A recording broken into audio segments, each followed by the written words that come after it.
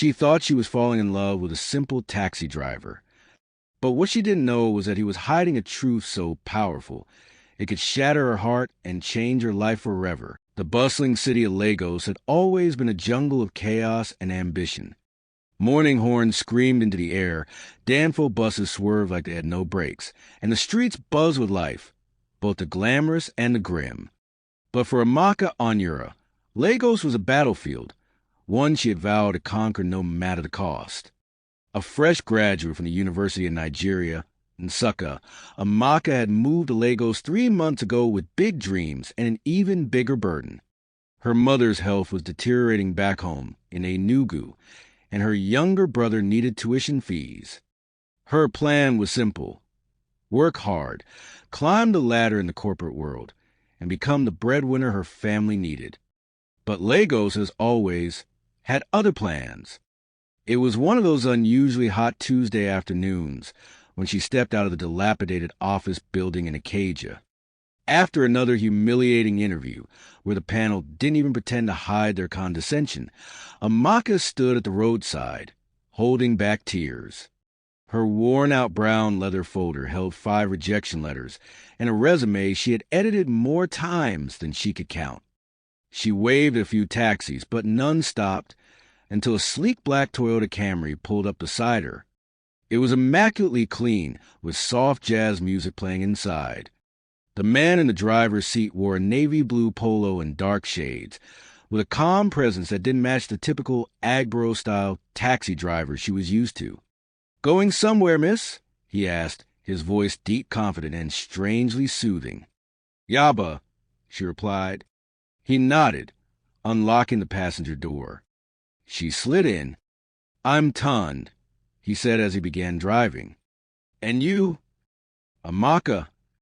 She tried not to look at him, but she noticed the strong jawline, the quiet masculinity in his composure.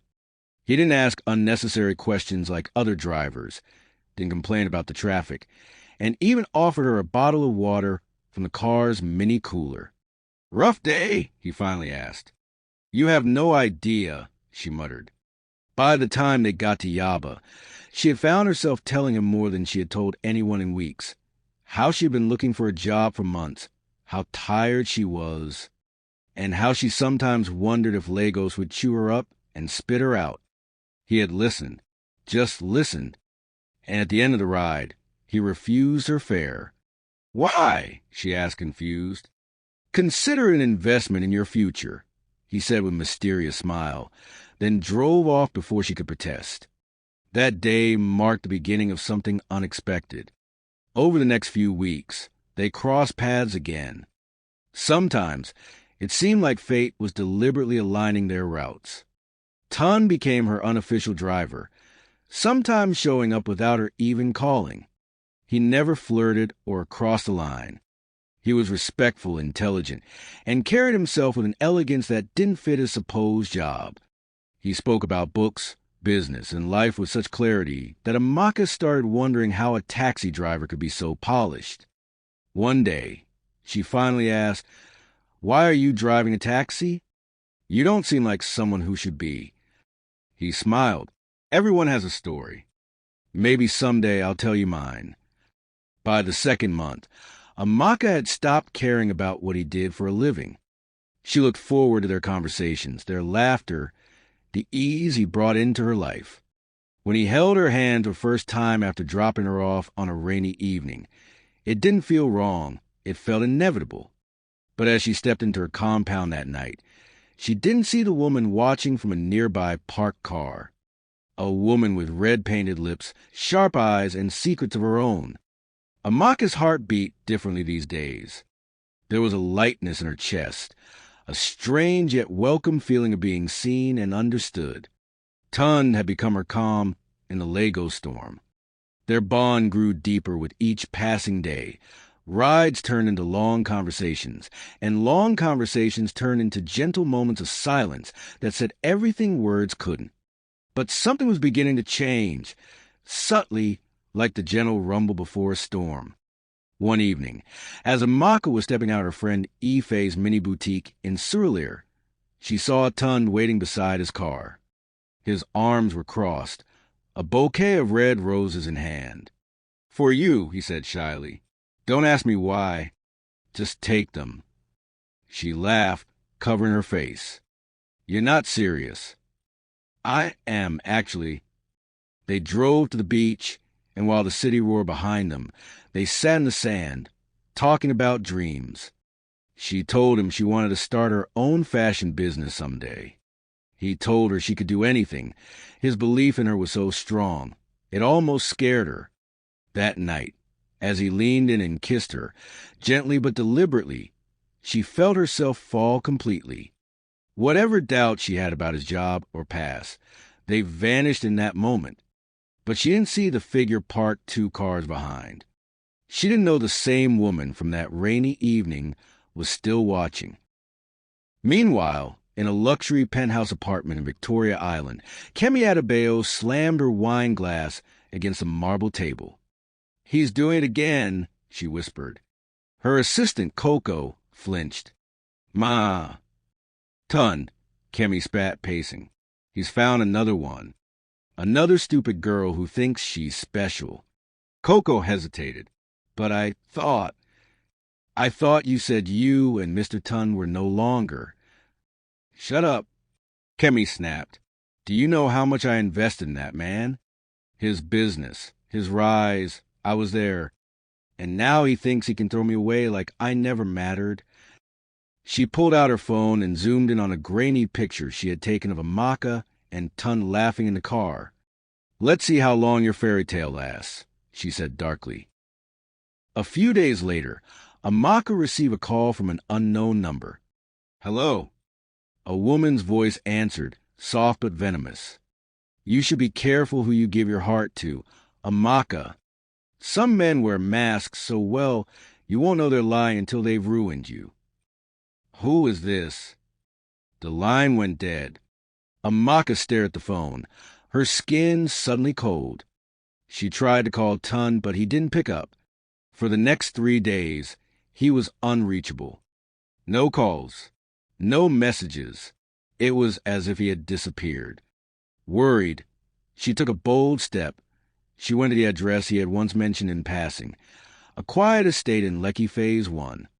When she arrived and asked the gatekeeper if Ton lived there, the man raised an eyebrow. "Mr. Ton?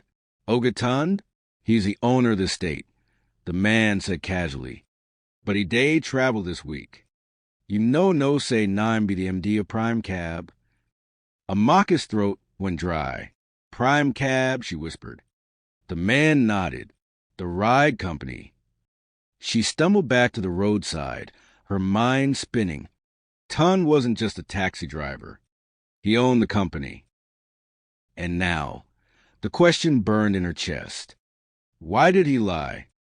And more importantly, who was that woman?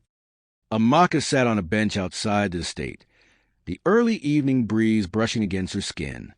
Her thoughts were scattered, her breathing unsteady. Everything felt like a cruel joke. She had been in love with a man who told her he was just a taxi driver, only to find out he was the CEO of Prime Cab, one of the fastest-growing transportation companies in Lagos. Why? Why would he pretend? When she finally stood and flagged down a passing Kiki, her hands were trembling. She didn't cry, not yet, but her heart was breaking in slow motion. It wasn't the money or status that hurt. It was the deception, the quiet, deliberate lie of omission. As the Kiki bumped through the uneven roads of Lekki, she thought back to every conversation, every moment of intimacy. Had it all been a game to him?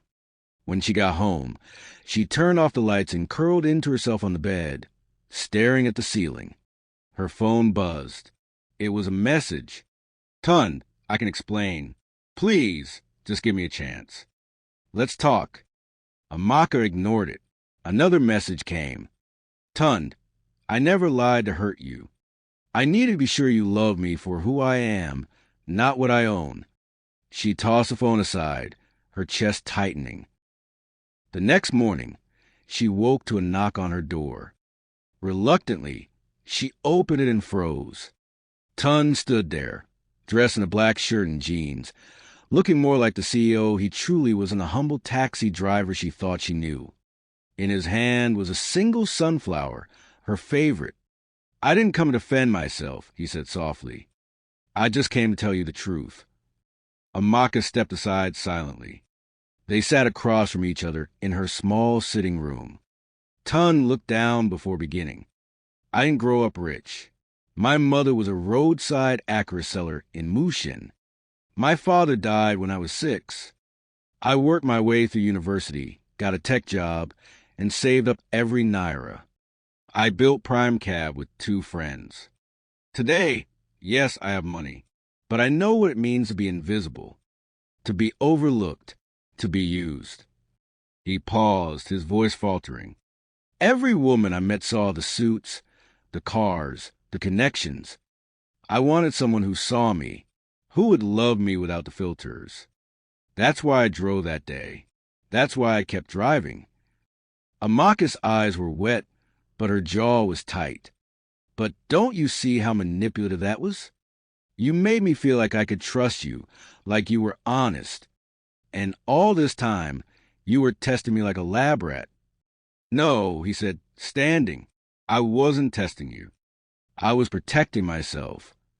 Amaka didn't respond. "I'll go," he said. "But just know this.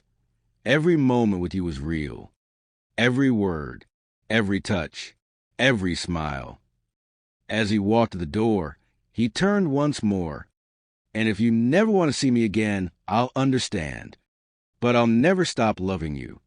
The door closed behind him with a soft click. Elsewhere in Lagos, Kemi sat at her office table, a twisted grin playing on her lips. A file sat in front of her labeled Amaka Onyura Background Report. She picked up her phone and dialed. "Hello, Chief Onyura?" "Yes, this is Mrs. Adebayo. I believe we need to talk. About your daughter." Back in Yaba, Amaka's phone rang again. This time it was her mother. "Amaka, what have you gotten yourself into?" her mother said, panic in her voice. "A woman just called me. She said you're involved in some scandal with a married man." "What?" "She said she has photos." "Amaka, what is going on?" Amaka's blood ran cold. She looked at her phone and for the first time truly felt afraid. The game had just begun, and the past she didn't even know she had was about to catch up with her. Amaka barely slept that night.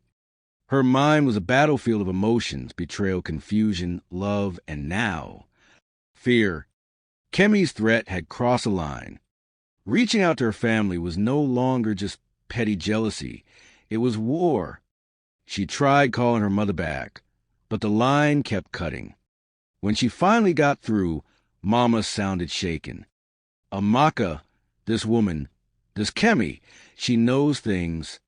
She said you were destroying someone's marriage, that she has pictures, and she mentioned court." Amaka sat up, stunned. "Court? What nonsense is this? Tun isn't married. He never said he was." Her mother's voice cracked. "My daughter, I don't know what you've gotten yourself into, but please don't drag this family's name into disgrace." The call ended with a sigh and silence. That was when Amaka decided to fight back. The next morning, she dressed in a fitted white shirt and black pants, her "don't mess with me" outfit. She wasn't going to cry anymore. She took a cab straight to Prime Cab's headquarters in Victoria Island. As she entered the sleek, glass-fronted building, she ignored the stares. The receptionist smiled politely until Amaka slammed her palm on the desk. "I need to speak to Mr. Tun Ideal. It's urgent." The receptionist hesitated. "Do you have an appointment?" "Tell him it's Amaka Onyura. He'll come down." 5 minutes later, Tun appeared, looking tired and worn, but relieved to see her. "Amaka." "Save it," she said sharply. "I'm not here for romance. I need to ask you something. Is there a woman named Kemi Adebayo in your life?" Tun's face fell. "She said you were married to her." Tun sighed deeply, running a hand over his face. "I was Engaged. Years ago. It ended badly. She invested in the company when it first started. We dated, but she wanted control over the business, over me. I broke things off when I realized she saw me more as a trophy than a partner. Since then, she's been trying to ruin anything good in my life. Amaka folded her arms. And you didn't think to tell me this when I started getting mystery calls threatening my reputation? I didn't want to drag you into it. I thought I could handle her. Well, you couldn't. Amaka snapped. Now she's involved in my family. She's saying you're married, that there are photos. I need the truth, Tund. All of it. Tund stepped closer, his voice low. I am not married. I have never been married. But Kemi has power, and she's not above blackmail. She's also the reason I stopped letting people get close. Amaka looked away, her resolve softening. So what do we do now? Tund's eyes burned with determination. We fight. That same night, Amaka received an anonymous email. Subject: You really think he loves you? Attached were photos, grainy but damaging. Tund and Kemi at a gala. Kemi with her arm possessively linked around his. Another photo of them entering a hotel.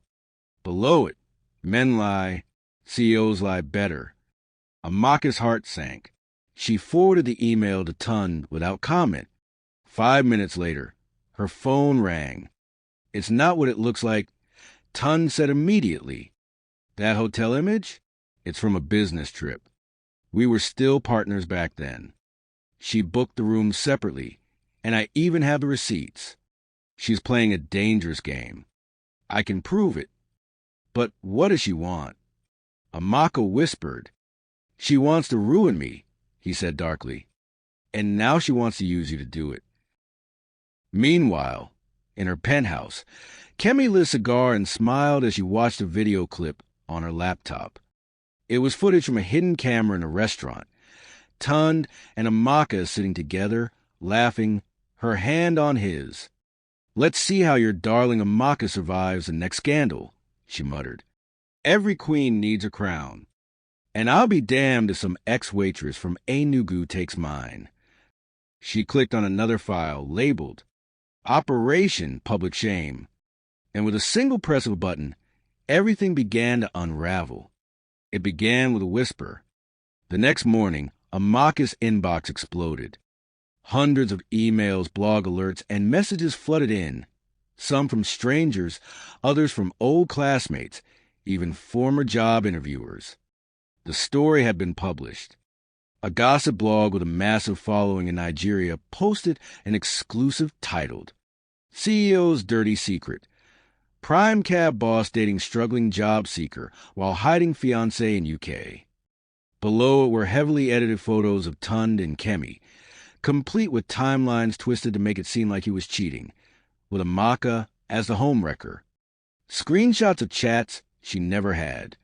And worse, a clip of her laughing in Tund's car with the headline, She used love to climb the corporate ladder, inside Amaka Anyura's ambition-fueled seduction. The comments were brutal. Another gold digger, nothing new. That's why you don't date below your level. She's even smiling like she knows what she's doing. Amaka's hands trembled as she read through them. Her phone wouldn't stop buzzing. Calls from old acquaintances, distant relatives, even one former classmate who messaged, Chai? So this is how you blew Amaka? She shut off her phone. Meanwhile, at Prime Cab HQ, the board had called an emergency meeting. Investors were panicking. Kemi had anonymously leaked internal emails, financial statements, and even planted a rumor that Amaka had been offered a managerial position despite having no experience. It was all fabricated, but it was effective. Tund faced the board, calm but furious. This is a coordinated attack by someone with personal motives. A skeptical board member asked, Do you deny the relationship? No, I don't, he replied. But my personal life has never affected company operations. Still, another chimed in, Perception is reality in this market. If shareholders believe you're emotionally compromised, we all suffer. Ton left the meeting knowing what was coming next.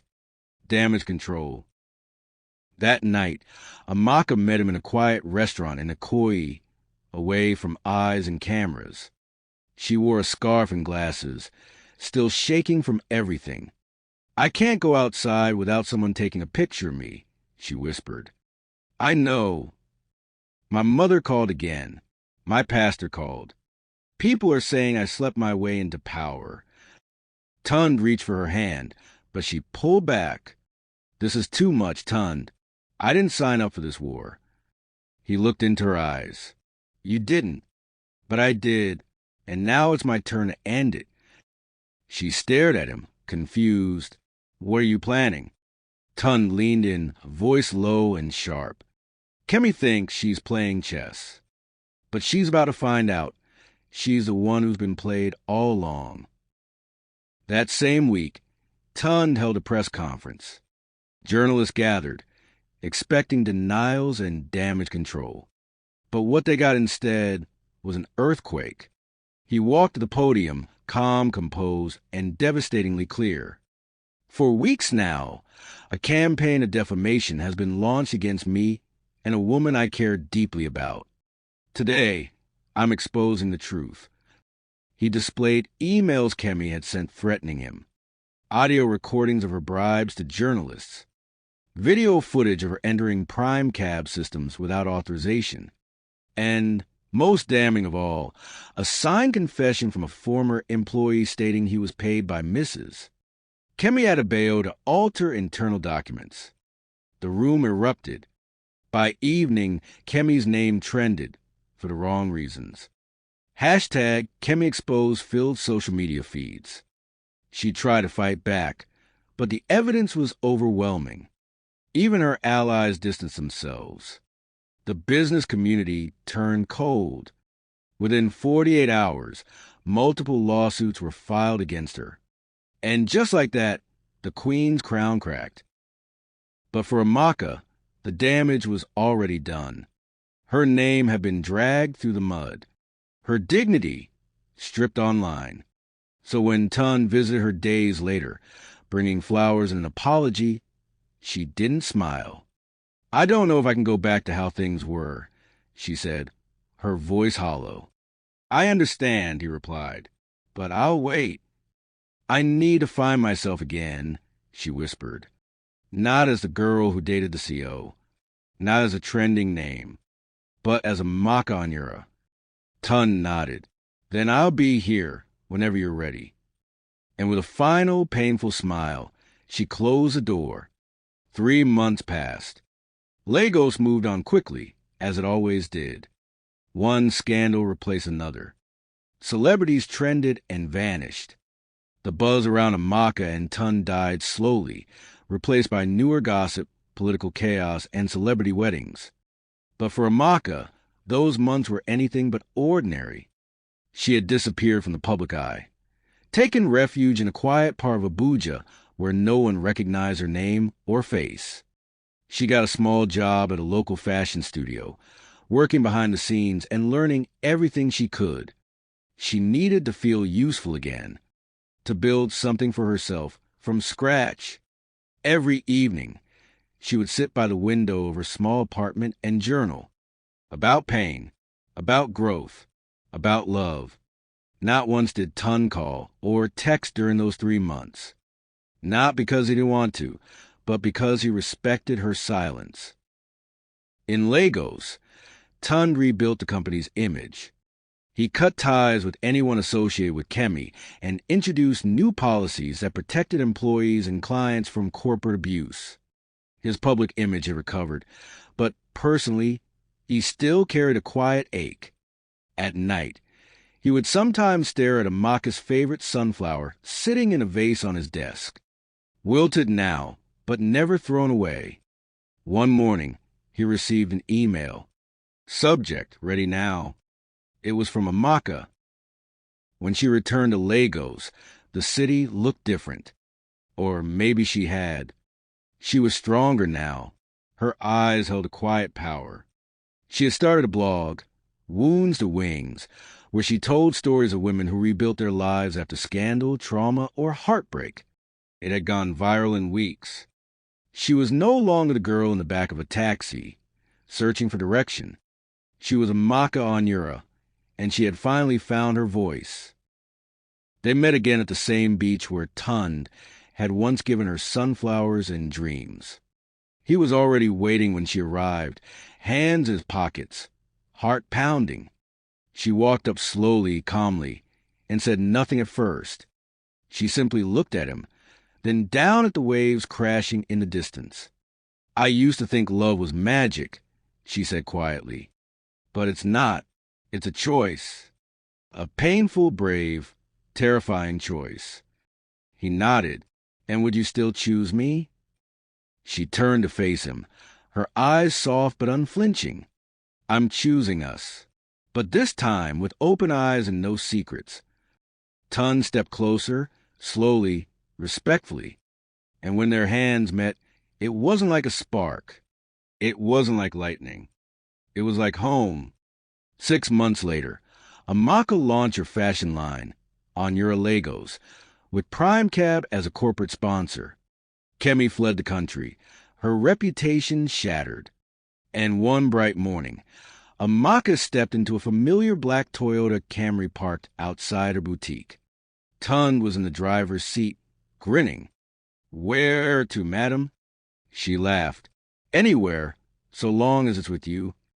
And together, they drove away, not into a fairy tale, but into something far more real. A life built not on lies or titles, but on truth, forgiveness, and the kind of love that survives fire.